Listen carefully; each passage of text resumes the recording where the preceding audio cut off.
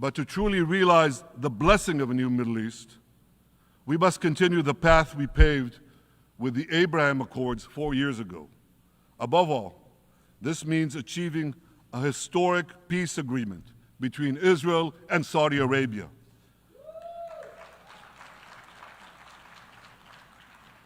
And having seen the blessings that we've already brought with the Abraham Accords, the millions of Israelis who've already flown back and forth across the Arabian Peninsula, over the skies of Saudi Arabia, to the Gulf countries, the trade, the tourism, the joint ventures, the peace.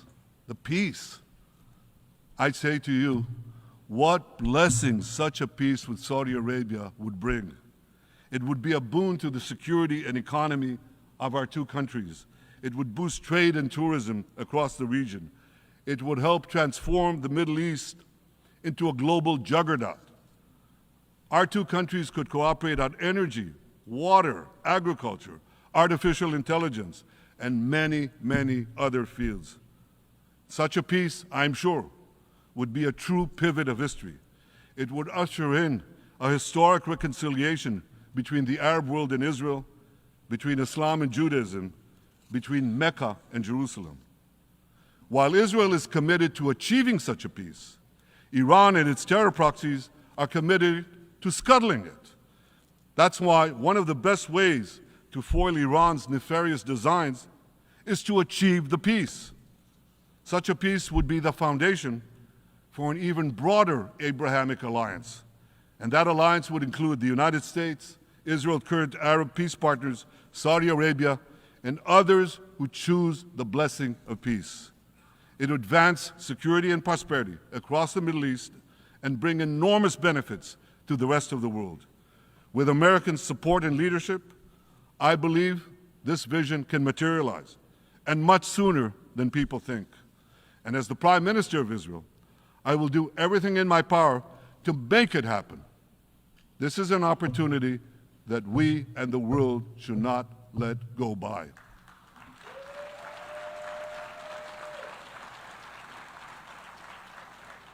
Ladies and gentlemen, Israel has made its choice. We seek to move forward to a bright age of prosperity and peace. Iran and its proxies have also made their choice.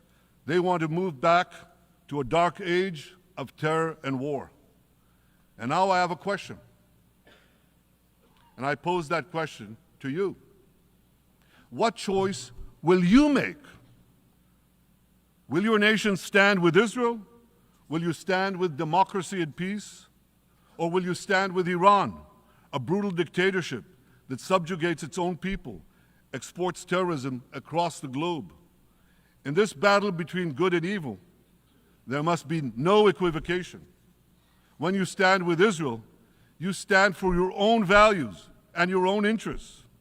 Yes, we're defending ourselves, but we're also defending you against a common enemy that through violence and terror seeks to destroy our way of life. So there should be no confusion about this. But unfortunately, there is a lot of it in many countries and in this very hall, as I've just heard. Good is portrayed as evil, and evil is portrayed as good. We see this moral confusion when Israel is falsely accused of genocide, when we defend ourselves against enemies who try to commit genocide against us.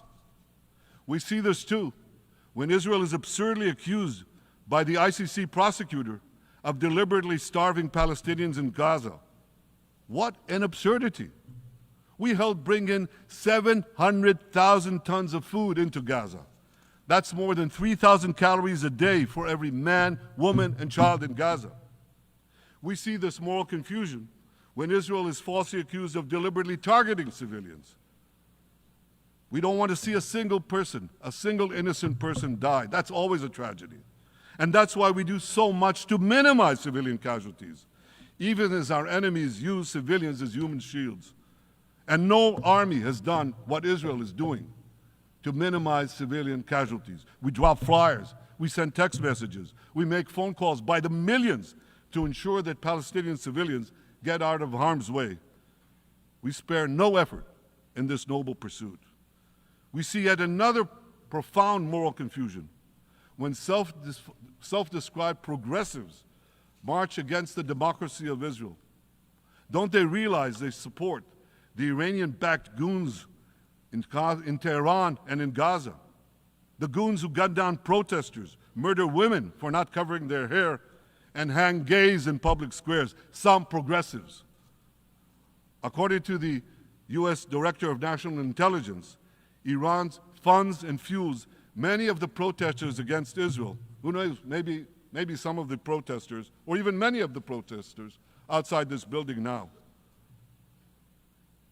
Ladies and gentlemen, King Solomon, who reigned in our eternal capital, Jerusalem, 3,000 years ago, proclaimed something that is familiar to all of you. He said, "There is nothing new under the sun." Well, in an age of space travel, quantum physics, and artificial intelligence, some would argue that's a debatable statement. But one thing is undeniable. There is definitely nothing new at the United Nations.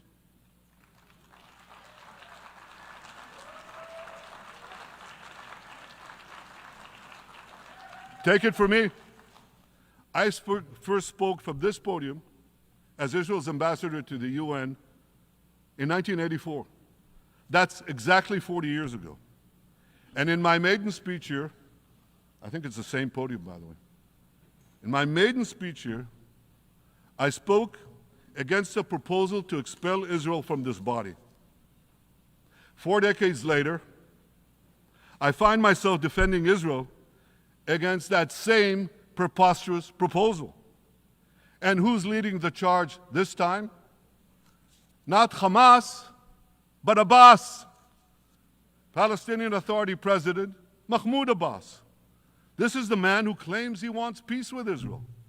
Yet he still refuses to condemn the horrific massacre of October 7th. He's still paying hundreds of millions to terrorists who murder Israelis and Americans. It's called pay for slay. The more you murder, the more you get paid. And he still wages unremitting diplomatic warfare against Israel's right to exist and against Israel's right to defend itself. And by the way, they amount to the same thing. Because if you can't defend yourself, you can't exist. Not in our neighborhood, certainly, and maybe not in yours. Standing in this podium 40 years ago, I told the sponsors of that outrageous resolution to expel Israel, "Gentlemen, check your fanaticism at the door." Today, I tell President Abbas and all of you who would shamefully support that resolution, check your fanaticism at the door. The singling out of the one and only Jewish state continues to be a moral stain on the United Nations. It has made this once respected institution contemptible in the eyes of decent people everywhere. But for the Palestinians, this UN House of Darkness is home court. They know that in this swamp of anti-Semitic bile, there's an automatic majority willing to demonize the Jewish state on anything. In this anti-Israel, flat earth society, any false charge, any outlandish allegation can muster a majority. In the last decade, there have been more resolutions passed against Israel in this hall at the UN General Assembly than against the entire world combined. Actually, more than twice as many. Since 2014, this body condemned Israel 174 times. It condemned all the other countries in the world 73 times. That's more than 100 extra condemnations for the Jewish state. What hypocrisy, what a double standard, what a joke. So the UN's hostility.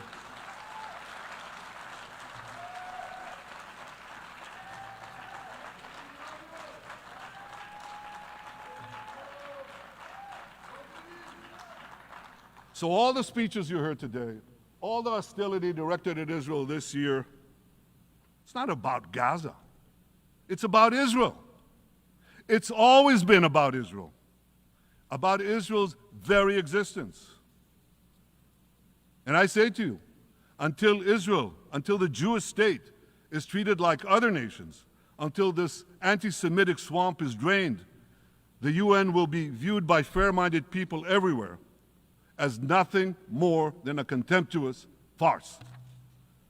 Now, given the anti-Semitism at the UN, it should surprise no one that the prosecutor at the ICC, one of the UN's affiliated organs, is considering issuing arrest warrants against me and Israel's defense minister, the democratically elected leaders of the democratic state of Israel. The ICC prosecutors rushed to judgment.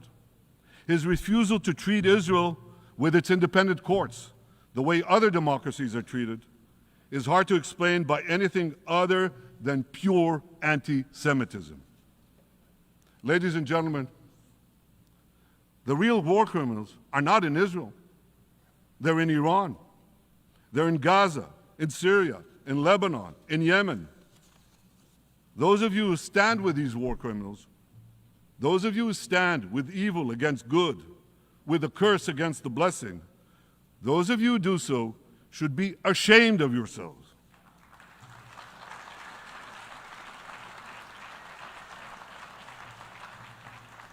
But I have a message for you. Israel will win this battle. We'll win this battle because we don't have a choice. After generations in which our people were slaughtered, remorselessly butchered, and no one raised a finger in our defense, we now have a state. We now have a brave army, an army of incomparable courage, and we are defending ourselves. As the book of Samuel says in the Bible, Netzach Yisrael lo yishaker. The eternity of Israel will not falter.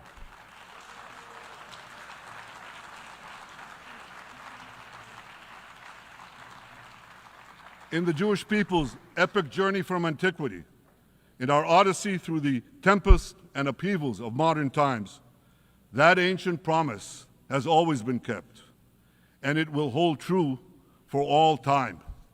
To borrow a great poet's phrase, Israel will not go gently into that good night. We will never need to rage against the dying of the light, because the torch of Israel will forever shine bright.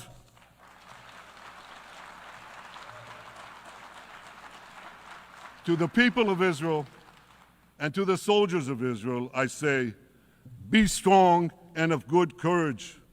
חזקו ואמצו ואל תיראו מפניהם, כי אדוני אלוהיך הוא ההולך עמך, לא ירפך ולא יעזבך. Am Yisrael Chai, the people of Israel live, now, tomorrow, forever. Thank you.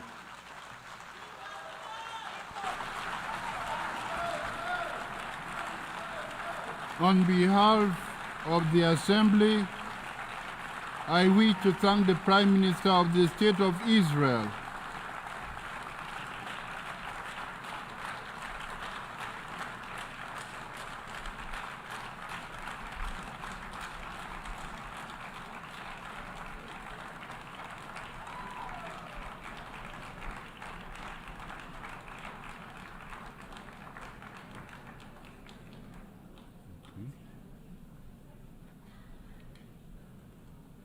The Assembly will hear an address by Her Excellency Mia Amor Motley, Minister, Minister for National Security and the Public Service, and Minister for Finance, Economic Affairs and Investment of Barbados. I request protocol to escort Her Excellency and invite her to address the Assembly.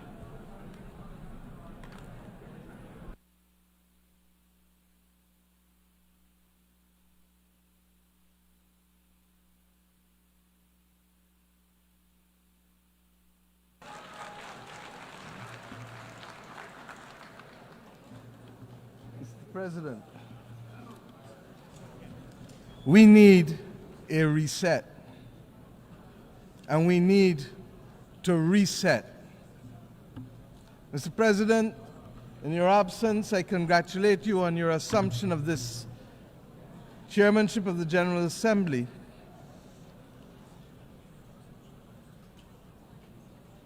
We can wait.